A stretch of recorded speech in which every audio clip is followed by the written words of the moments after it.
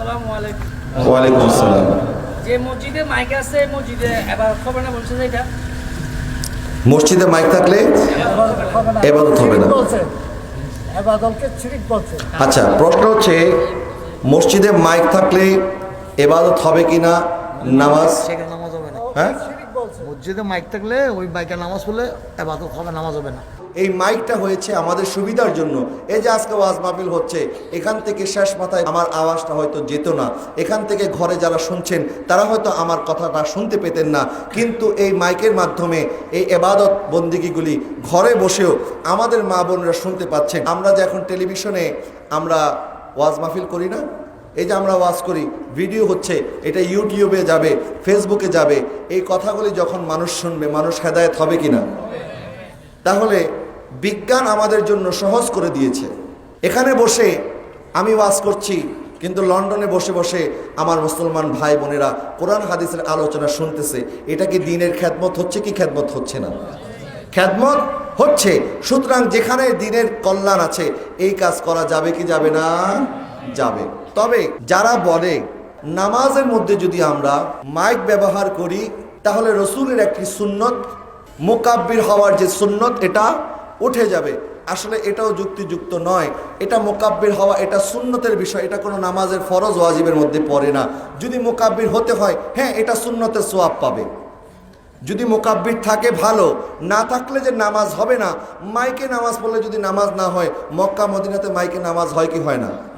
আমার নবী রাহমাতুল আলামিন মসজিদে নববীর মধ্যে হযরত বেলাল রাদিয়াল্লাহু তাআলা আনহুকে যখন দায়িত্ব দিয়েছেন আযান দেওয়ার জন্য, হযরত বেলালের জন্য একটা মিনার নির্মাণ করা হয়েছে। ওই মিনারের ছাদে গিয়ে হযরত বেলাল আযান দিতেন এবং মদিনাবাসীরা ঘরে বসে আযান শুনতে পাইতেন। উদ্দেশ্য ছিল আযানের ধ্বনিটা উম্মতের ঘরে ঘরে যেন পৌঁছে দেওয়া যায়। জোরে বলুন সুবহানাল্লাহ।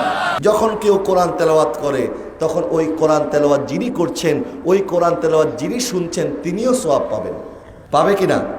তবে একটা কথা পাশাপাশি বলা দরকার, দেখা যায় যে আমাদের দেশে যেইভাবে সবিনা পড়া হয়, উনি আলহামদু থেকে যেইভাবে পড়া শুরু করেন, খালি আয়াতের শেষ অংশ ছাড়া আর কিছুই বোঝা যায় না।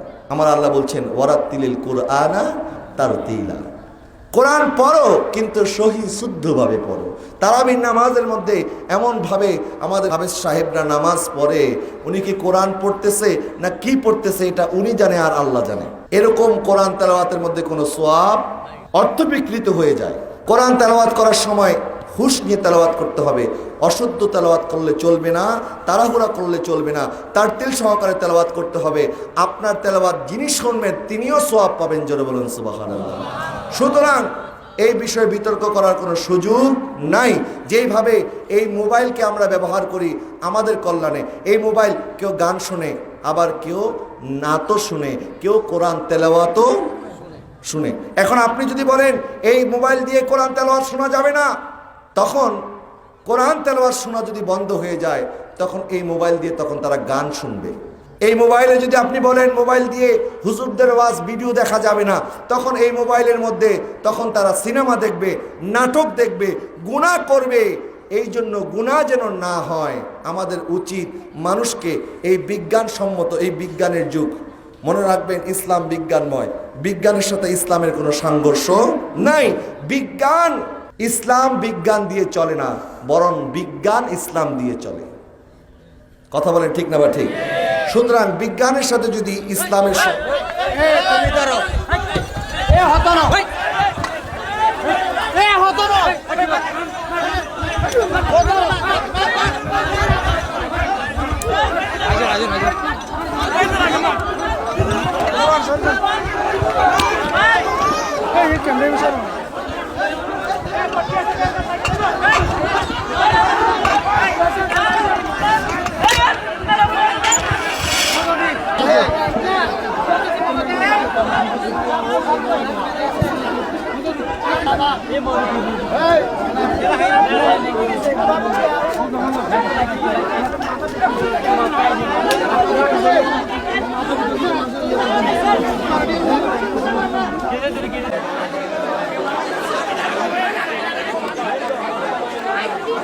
তারপর আমাদের কোনো কিছু নেই, ইমাম বলতে নামাজ আমাদের উপর একটা সুন্দর একটা পরিবেশ